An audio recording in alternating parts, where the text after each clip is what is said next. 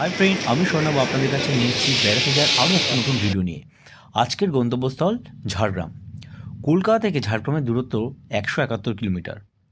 ট্রেনে করে যেতে সময় লাগে প্রায় 3 ঘন্টার মতো। Hotel Somani inn, main gate, আর এটা হচ্ছে এন্ট্রি।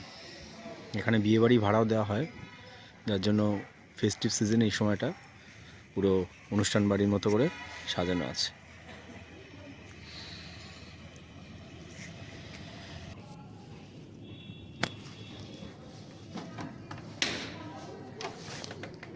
রুম 2, এই হচ্ছে ডবল বেডের রুম। এখানে একটা ওয়ার্ড্রপ আছে, ওয়ার্ড্রপের ভেতরে কম্বল আছে, জিনিসপত্র রাখতে পারো। এই হচ্ছে ব্যালকনি।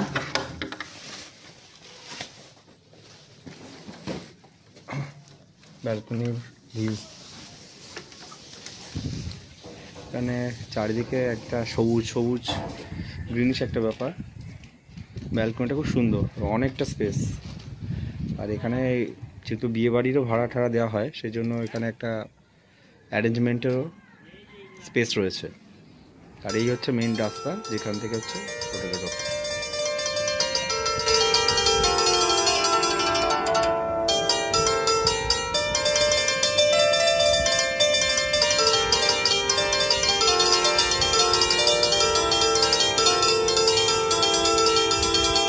ইসলাম সাবিত্রী মন্দির।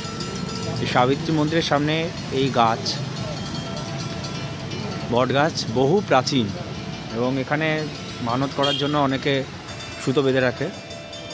মন্দিরের মূল গেট। আর এই খুব সুন্দর, মানে মন্দিরের আশেপাশের চত্বরটা খুব সুন্দর। ভেতরে আমরা যাব সাবিত্রী মন্দির। মন্দিরে প্রবেশ করলাম। মন্দির প্রাঙ্গণটা খুব সুন্দর, শান্ত, নিরিবিলি, চারিদিকে গাছগাছালি, সুন্দর।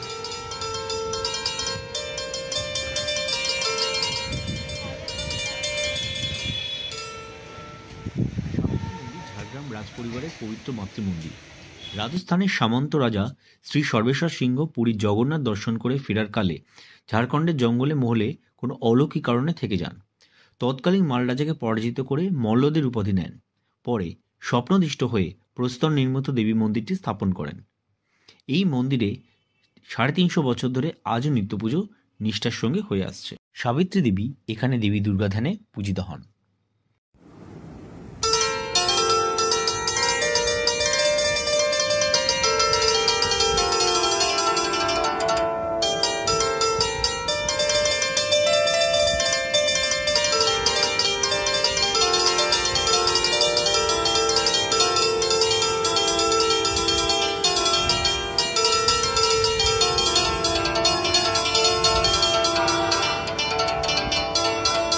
হ্যাঁ, এরপর গেছিলাম ঝাড়গ্রাম রাজবাড়ি।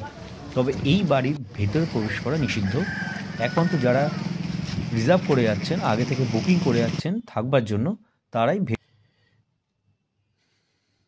ঝাড়গ্রাম থেকে চলুন চিল্কিগড়ে।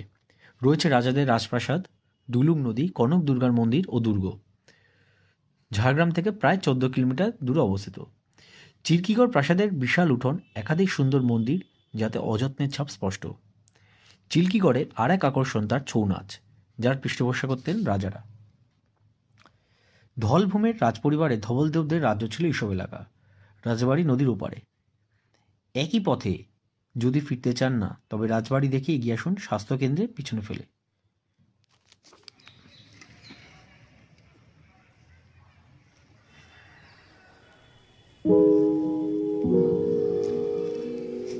আটটু গেলে এটা হচ্ছে গাড়ি বারান্দা, প্রধান চিল্কিগড় বাড়ির, যেটা এখন বন্ধ। বাইরের দর্শনার্থীদের জন্য প্রবেশ নিষিদ্ধ। কিন্তু একসময় এখানেই যারা প্রধান ছিলেন, তাদের সমস্ত প্রধান এন্ট্রি কিন্তু এখান দিয়েই হতো, মেইন এন্ট্রি। আর পুরো জায়গাটা খুব সুন্দর, প্রাকৃতিক পরিবেশ, নিস্তব্ধ, এবং বনাঞ্চলের চারিদিকে খুব সুন্দর। আমি একদম চিল্কিগড় রাজবাড়ির সামনে দাঁড়িয়ে আছি। বাড়ির মেনটেন কিন্তু হয় না দেখি বোঝা যাচ্ছে, কিন্তু তবুও ইতিহাসের সাক্ষী এই চিল্কিগড় রাজবাড়ি। বাড়ির প্রধান বাড়ির অংশ, পিছন অংশ দেখা যাচ্ছে।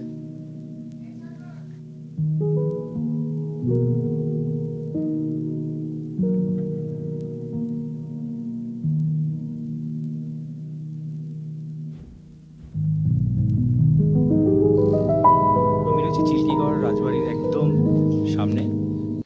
মূল বাড়ির ভেতর প্রবেশ করা যাবে না, তাই আশেপাশে অঞ্চলটা ঘুরছি।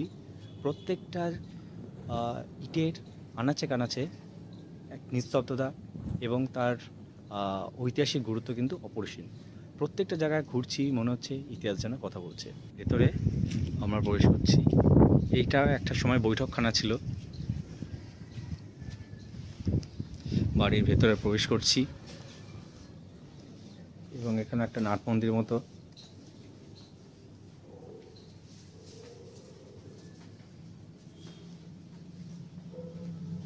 একটা সময় এখানে হয়তো রান্না হতো, পেছনে একটা মন্দিরও রয়েছে, হয়তো সেখানে কেউ পুজো করে।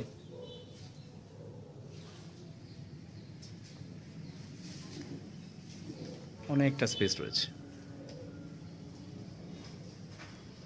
একটা রান্না করার একটা দেখছি উনুন, যেটা হয়তো সে সময় রান্না করার কাজে লাগতো। এইখানে অনেকে হয়তো বাইরে যারা অতিথি তাদের খাওয়ার জন্য এই জায়গাটা অ্যারেঞ্জ হতো। এই কুয়ো কিন্তু ব্যবহারযোগ্য ছিল সময় স্থানে, এখন ব্যবহার হয় না। তবুও বোঝা যাচ্ছে কুয়ো অনেক প্রাচীন, অনেক গভীর। এখন হয়তো ভেতরে সাপখোপ বা অন্য কীটপতঙ্গের বাসস্থান। প্রধান মন্দিরটির ভেতরটা কিন্তু খুব সুন্দর। এই মন্দিরটাও বন্ধ।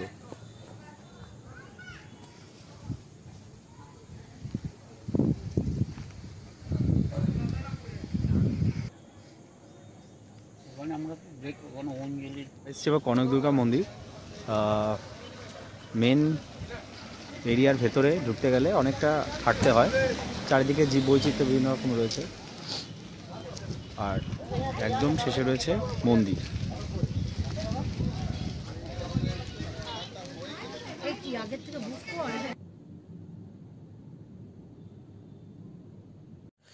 টোটো করে এবার গেলাম কনক দুর্গা মন্দিরের ভেতরে। আপনারা চাইলে পায়ে হেঁটেও কিন্তু যেতে পারেন, দূরত্বটা কিন্তু খুব একটা বেশি না। তবে মন্দিরের সামনে কিন্তু প্রচুর হনুমান এবং বাদর রয়েছে। পুজো দেওয়ার সময় বা হাতে খাবার থাকলে একটু সাবধানে থাকবেন।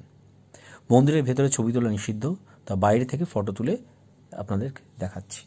কনক দুর্গা মন্দির দেখার পর তারপর একটু লাঞ্চ করে আমরা গেলাম ট্রাইবাল মিউজিয়াম দেখতে। এটি কিন্তু ঝাড়গ্রামের খুব কাছেই অবস্থান করছে।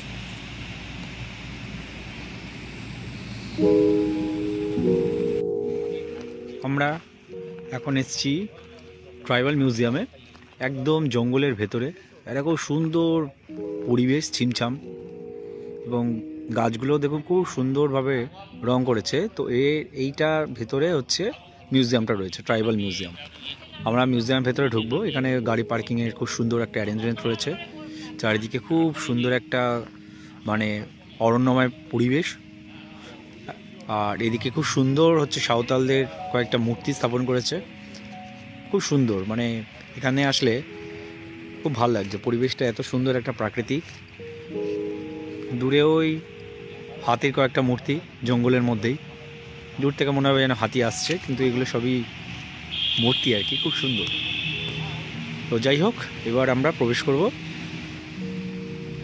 ট্রাইবাল মিউজিয়ামের ভেতরে। প্রবেশ করছি ট্রাইবাল মিউজিয়াম।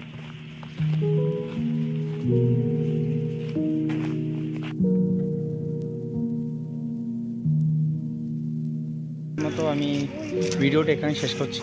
আমার ভিডিওটা কেমন লাগবে সেটা একটুখানি জানাবেন। যদি আমার ভিডিওটা ভালো লাগে তো লাইক, শেয়ার, কমেন্টও করবেন, আর আমার চ্যানেলটা সাবস্ক্রাইব করে নেবেন। সাবস্ক্রাইব করার সব বেল আইকনটা ক্লিক করবেন, যাতে নতুন যখনই কোনো ভিডিও দেবো তার ইনস্ট্যান্ট নোটিফিকেশন আপনারা পাবেন। ভালো থাকবেন, সুস্থ থাকবেন। নতুন ভিডিও নিয়ে খুব শীঘ্রই আপনাদের কাছে আসছি। Thank you.